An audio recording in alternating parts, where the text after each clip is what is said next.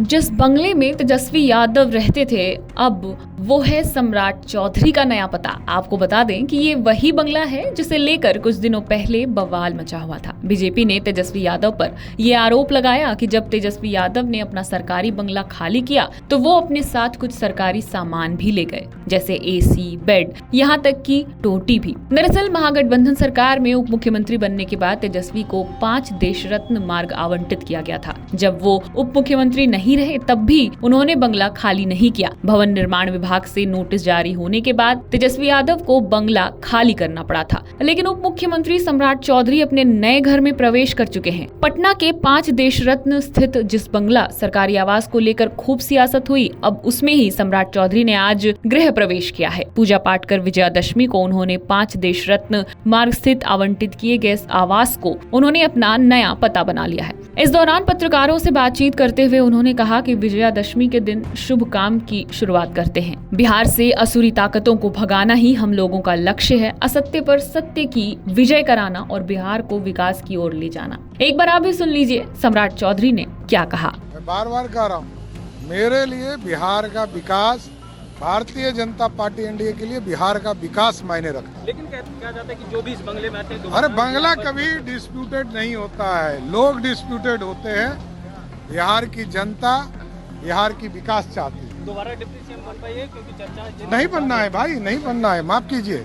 आपको बता दें कि कुछ दिन पहले ही पूर्व डिप्टी सीएम तेजस्वी यादव ने इस बंगले को खाली किया था। महागठबंधन सरकार में उप मुख्यमंत्री बनने के बाद तेजस्वी को 5 देश रत्न मार्ग आवंटित किया गया था। जब वो उप मुख्यमंत्री नहीं रहे तब भी उन्होंने बंगला खाली नहीं किया। भवन निर्माण विभाग ने जब नोटिस जारी किया, जिसके बाद तेजस्वी यादव को बंगला खाली करना ही पड़ा। तेजस्वी यादव ने जैसे ही बंगला खाली किया वैसे ही बिहार में सियासत शुरू हो गई। भारतीय जनता पार्टी के प्रवक्ता दानिश इकबाल ने आरोप लगाया कि उप मुख्यमंत्री के रूप में तेजस्वी यादव को 5 देश रत्न मार्ग का जो बंगला आवंटित किया गया था, उससे निकलते समय वो सोफा, कुर्सी, एसी और यहाँ तक कि नल की टोटी तक उखाड़ ले गए।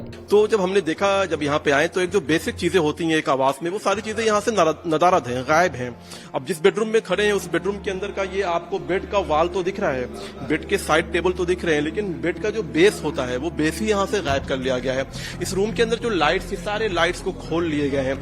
सामने एक वॉश बेसिन हुआ करता था, उस वॉश बेसिन को भी खोल लिया गया, पूरी टोटी को उखाड़ कर ले गए हैं। जिम था, जिम के आप पहले के अगर वीडियो देखेंगे और अभी आप जाकर जिम को देखेंगे तो जितने भी सामान थे उसके अंदर से वो सारे सामान को यहाँ से ले जाया गया है। एयर कंडीशन को खोल लिया गया है, जितने भी एयर कंडीशन वो खोल सकते थे उसको उन्होंने खोल लिया है, और जो नहीं खुल पाए हैं उसमें से बहुत सारे क्षतिग्रस्त भी हुए हैं। और फाउंटेन था, फाउंटेन के लाइट्स को यहाँ से ले गए हैं। उसके अलावा और भी बहुत सारी चीजें, सोफे थे, बहुत सारे फर्नीचर के सेट थे, उसको भी यहाँ से ले जाने का काम। इसके बाद तेजस्वी यादव ने इस पर अपनी तीखी प्रतिक्रिया दी। इतना ही नहीं, तेजस्वी यादव ने यहाँ तक कह दिया कि जिन जिन लोगों ने उनके ऊपर गंभीर आरोप लगाए हैं उनको वे लीगल नोटिस भेजेंगे। उन्होंने कहा कि चाहे वो नेता हो या पत्रकार, किसी को नहीं छोड़ूंगा, सबको लीगल नोटिस भेजूंगा। आइए आपको ये भी सुनवाते हैं कि तेजस्वी यादव ने क्या कहा था। कल चोरी कर लिया, टोटी चोरी कर लिया, फल्ला चोरी कर लिया, इस तरह का जो लोग आरोप लगा रहे हैं हमने सबको देखा है। सबको, जो लोग बोले हैं, जिन लोगों ने आरोप लगाया है और जिन लोगों ने गलत दिखाया है, सबका हमने अपने लोगों को बोल दिया प्रोफाइल बनाओ। हमने अपने वकीलों से बात की है, जल्दी ही उनको लीगल नोटिस जाने वाला है। अगर तेजस्वी दोषी है तो भवन निर्माण को बताना चाहिए, वो क्यों खामोश है, और नहीं अगर कुछ भवन निर्माण बोलेगा तो उसको भी हम पार्टी बनाएंगे और पार्टी सबको अदालत ले जाने का काम करेगी।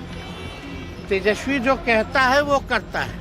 अगर आप ये वीडियो YouTube पर देख रहे हैं तो हमारे चैनल को सब्सक्राइब करें और बेल आइकन को दबाना ना भूलें। अगर आप Facebook पर ये वीडियो देख रहे हैं तो हमारे पेज को लाइक करें।